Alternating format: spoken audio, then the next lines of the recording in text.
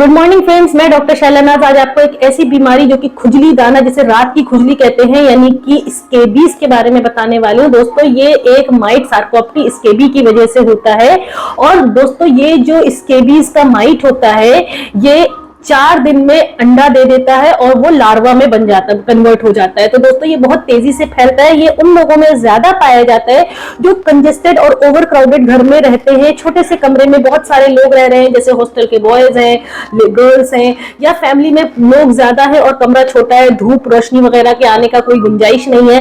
और साथ ही साथ एक ही बिलोंगिंग, एक ही आइटम आप सारे के सारे परिवार वाले शेयर कर रहे हो, तौलिया है, साबुन है, कंघा है।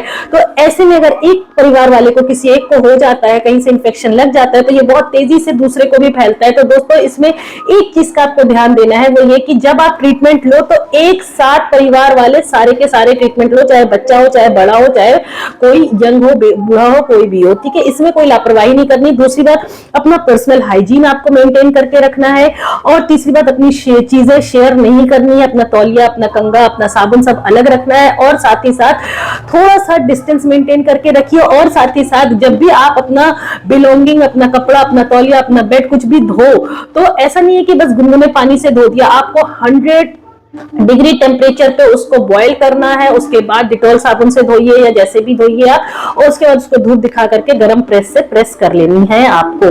तो ये तो आपको मैंने प्रिकॉशन बता दिया। अब मैं आपको बताती हूँ कि इसके एक स्पेशल कैरेक्टर होता है, स्पेशल फीचर होता है, जिसे कि आप देखते के साथ समझ जाओगे कि आपको स्केबीज हो रहा है। वो ये कि दोस्तों, सबसे पहली बात, जो स्केबीज है वो गर्दन के नीचे नीचे होता है, ठीक है। जो उसके दाने होते हैं गर्दन के नीचे नीचे पाए जाते हैं। दूसरी बात, इसमें जो है जेनाइटल्स ज्यादा, यानी कि स्क्रोटम एरिया, जो जेनाइटल एरिया है वो ज्यादा इफेक्टेड होता है। तीसरा, जो फिंगर्स के वेब है, टोज के या हाथ के, पैर के या हाथ के, उनमें ज्यादा पाया जाता है, उनमें ज्यादा दाने दिखाई देते हैं, खुजली होती है। और जो चौथा है वो ये कि एक साथ एक ही परिवार के कई सदस्य को ये एक साथ इफेक्ट करता है। और जो पांचवा है वो ये कि ये रात में खुजली ज्यादा होती है। रात में खुजली ज्यादा होने का कारण है क्योंकि रात में आप थोड़ा फुर्सत में होते हो, तो खुजली आपको जब एक बार शुरू हो जाती है तो रुकने का, हाथ रोकने का मन नहीं करता है। और इसमें जो बरो फॉर्मिंग होती है, यानी कि कमर पे अगर आप देखोगे तो इसको डिफरेंशिएट एक ही चीज से किया जा सकता है। डिफरेंशियल डायग्नोसिस में कंफ्यूजन जहां पे आता है वो ये कि स्केबीज है या एटोपिक डर्मेटाइटिस है। तो इसको डिफरेंशिएट करने के लिए आपको पता होना चाहिए कि जो स्केबीज है वो आपके अंडर वियर के ऊपर और शर्ट के नीचे वाले हिस्से में बरो फॉर्मिंग हो जाती है, यानी कि ऐसा धारी जैसा, लाइन जैसा चलता है, वहां पे भी दाने दिखाई देंगे। लेकिन जो एटोपिक डर्मेटाइटिस है वो सिर्फ आपके ओपन एरियाज में, चेहरे पे, गर्दन पे, पैर में, खुले एरियाज में, वहां पे उसके खुजली दाने दिखाई देते हैं। और इसमें स्क्रैची बहुत हो जाता है, टुकड़ी जैसी छूटती रहती है, इतना स्क्रैची इचिंग होती है कि आप खुजाते खुजाते जख्म बना लेते हो। तो दोस्तों, ये तो हो गया आपका कि इसका डिफरेंशियल डायग्नोसिस और इसका एक स्पेशल कैरेक्टर, जैसे कि आप खुद भी समझ सकते हो कि ये स्केबीज हो रहा है। और एक साथ एक ही घर के कई सदस्य अगर इफेक्ट हो रहे हैं एक परिवार के, तो वो स्केबीज की तरफ ले जाता है। तो सबसे पहले इसमें तो पर्सनल हाइजीन रखिए, अपनी बिलोंगिंग्स अलग रखिए। और दूसरा, एक दूसरे के साथ शेयर मत करिए चीजें। इसके ट्रीटमेंट के लिए दोस्तों परमेथ्रिन 5% आता है, लोशन या क्रीम आता है, वो आपको बिल्कुल लापरवाही नहीं करनी है। गर्दन के नीचे नीचे पूरे बॉडी पार्ट में लगाना है। ये नहीं कि जहां से दाने दिख रहे हैं, खुजली हो रही है, बस वहां लगा लिया, क्योंकि बहुत सस्ती सी क्रीम आती है। अगर इसका ट्रीटमेंट आपने अच्छे से नहीं किया और पूरा यूज नहीं किया तो दोस्तों ये जड़ से नहीं ठीक होगा। क्योंकि जो स्केबीज का माइट होता है ये 4 दिन बाद अंडा दे देता है और फिर वो लार्वा फॉर्मेशन में हैच कर जाता है। तो दोस्तों, इसको खत्म करने के लिए जड़ से अगर आप चाहते हो तो एक पूरा परिवार एक साथ, इसके ये एक ट्यूब से कुछ नहीं होगा। एक ट्यूब तो आपके पर्सनल यूज के लिए, आपको हर परिवार के लिए अलग अलग ट्यूब का यूज करना पड़ेगा। यानी कि आप 2-4 जो भी परिवार वाले हो अलग अलग ट्यूब लगाइए। शेयर मत करिए कि बचा दिया, आधा उसको दे दिया, आधा इसको दे दिया। तो एक पूरी ट्यूब लगाइए गर्दन से नीचे नीचे, पूरे जेनाइटल्स और हाथ और फिंगर्स वगैरह में, टोज में, हर जगह अच्छे से। और उसके बाद सुबह उठ करके नहा लीजिए गुनगुने पानी से या सादे पानी से।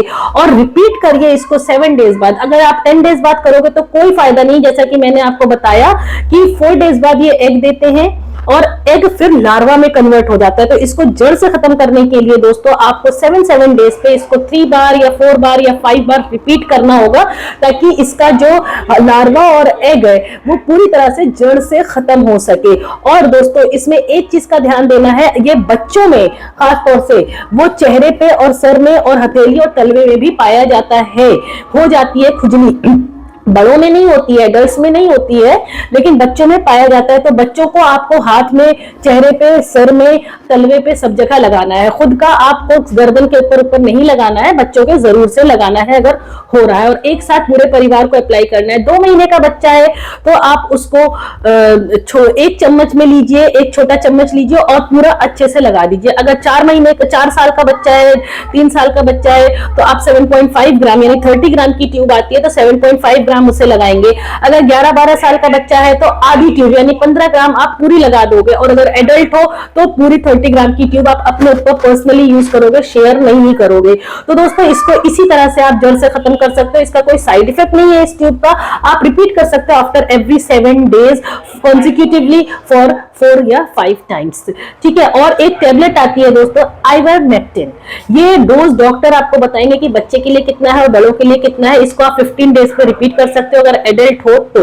और उसके अलावा दोस्तों अगर आप थोड़ा और रिलीफ चाहते हो वैसे तो इससे आराम मिल जाएगा, लेकिन फिर भी खुजली बहुत ज्यादा होती है इसमें चूंकि, तो आप रात में सोते समय नेक्स्ट डे पे, आम दिनों में जिस दिन आप परमेथ्रिन नहीं लगा रहे हो उस दिन आप लैक्टोकैलामाइन जरूर यूज कर सकते हो पूरी बॉडी पे, फेस से लेकर के पूरी बॉडी पे, आप खुद भी और अपने घर के बच्चों को या बड़ों को भी, ताकि आपको थोड़ा सा रिलीफ मिल जाए और ज्यादा खुजली नहीं हो। तो दोस्तों उम्मीद करती हूँ आपको समझ में आ गया होगा कि स्केबीज का डिफरेंशियल डायग्नोसिस, स्केबीज के लक्षण और स्केबीज का ट्रीटमेंट, और पर्सनल चीजें शेयर नहीं करनी है और अपनी चीजों को अलग रखना है।